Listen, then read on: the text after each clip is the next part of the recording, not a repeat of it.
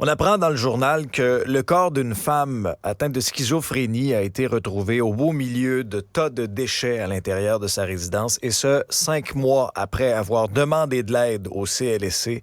Sans succès, elle vivait seule. Pas un très gros réseau de soutien autour d'elle. Elle aurait eu besoin d'aide, visiblement, pour désencombrer son logement. Et là, il y a un rapport du coroner à la suite de cette mort-là, qui est survenu là, en juillet 2021. Ça fait un petit bout quand même, là.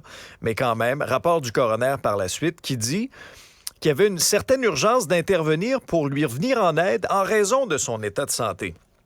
Il y aurait eu des relances de la part des autorités de la santé, mais malheureusement, on n'aurait pas réussi à la rejoindre.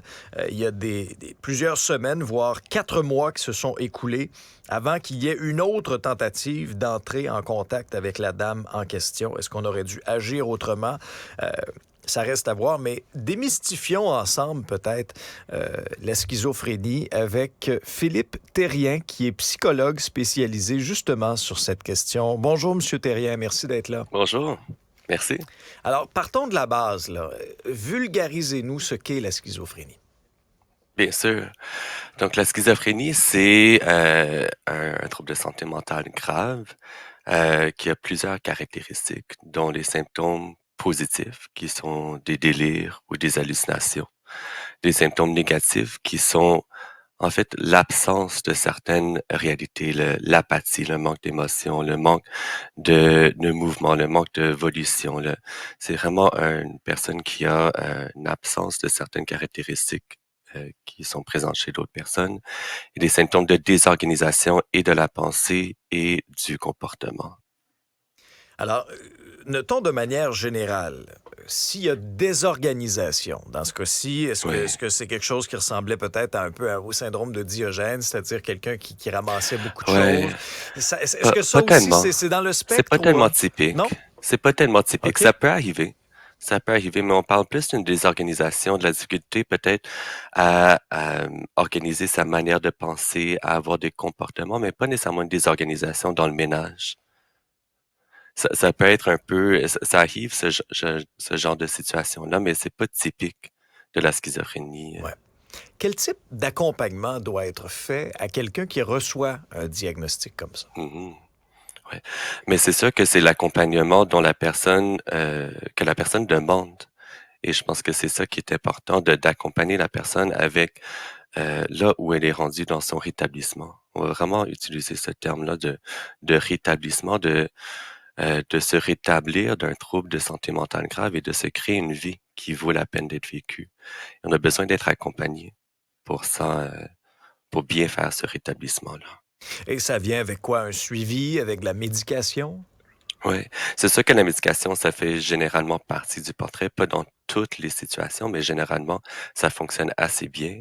Mais un suivi qu'on dit psychosocial, donc des travailleurs sociaux, psychologues comme moi, ergothérapeutes, psychiatres, il y a toute une équipe qui peut venir en aide à ces personnes-là. Dans le journal, puis je vais vous en lire un extrait. On nous dit que la dame en question avait reçu un diagnostic de schizophrénie qui était sous contrôle, mais elle faisait aussi des crises Mhm. d'anxiété. Ça entraînait des palpitations cardiaques, des difficultés à respirer, des tremblements qui lui faisaient perdre l'équilibre, et elle avait chuté à quelques reprises. Euh, Ouais. on voit que c'est quand même assez large, là. Mhm. C'est sûr que je peux pas commenter de cas Ouais. spécifiques, mais je trouve ça intéressant qu'ils disent c'était bien contrôlé. OK. C'est quelque chose qui est vraiment beaucoup plus présent que ce qu'on pense et ça sort pas dans les médias. Donc, je trouve ça important de mettre l'accent là-dessus que la schizophrénie peut être bien contrôlée. Et c'est peut-être pas ça qui posait le problème. Il y a peut-être plein d'autres situations, plein d'autres facteurs de risque qui causaient ces problèmes que je connais pas. Je Ouais. connais pas cette dame-là. Ouais, mais dites-moi, M. Terrien, si par exemple quelqu'un qui est atteint de schizophrénie, qui souhaite avoir de Mhm. l'aide, mais qui n'en reçoit pas. Et là, les semaines passent, les mois passent. Ouais. Euh, Cette personne-là va être désorganisée. Il y aura des impacts Pas s'il n'y a pas de nécessairement. suivi. Non? Pas nécessairement. OK. Il y a d'autres choses. Il y a des organismes communautaires qui peuvent venir en aide. Mais c'est sûr que je pense que des fois, on a l'idée vraiment, peut-être le mot désorganisation, ça fait peur, mais euh, C'est une personne pas si différente que vous et moi, généralement, une personne avec la schizophrénie. Des fois, à leur pire période, durant l'épisode psychotique, ça peut être très flagrant, très dramatique, mais la plupart de la vie de la personne avec la schizophrénie va pas être si différente de la nôtre. Ouais. Est-ce que souvent, on associe schizophrénie à, par exemple, entendre des voix? Est-ce que ça, c'est Oui, automatique ou oui. pas nécessairement? Pas automatique, il y en a OK. beaucoup, c'est le symptôme le plus fréquent, Oui. mais c'est pas aussi dramatique qu'on voit à Hollywood, hein. Ouais. C'est pas souvent, c'est dramatisé pour des films, pour, Mhm. tout ça, mais c'est pas aussi, sensationnaliste que ça dans la vraie vie.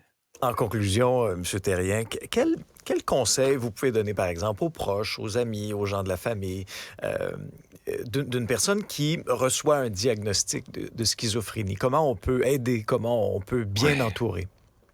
mais j'apprécie vraiment beaucoup la question parce que ça me permet de parler d'un organisme communautaire avec lequel je travaille, la Société québécoise de la schizophrénie. Mhm. Et c'est un bijou, vraiment, ça vient tellement en aide à toutes les familles, toutes les personnes. Vous pouvez aller sur le site web schizophrénie.qc.ca. Ils ont des intervenants psychosociaux qui peuvent conseiller de A à Z tout ce qu'il faut faire s'il y a quelqu'un qui refuse un traitement que vous savez pas.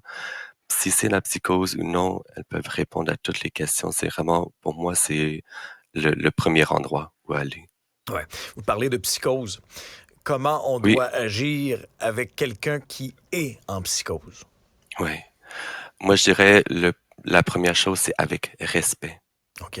Souvent, ça peut faire peur, ça peut être dramatique, mais les personnes psychotiques ne sont pas nécessairement dangereuses, sont pas plus dangereuses que les personnes qui ne sont pas psychotiques.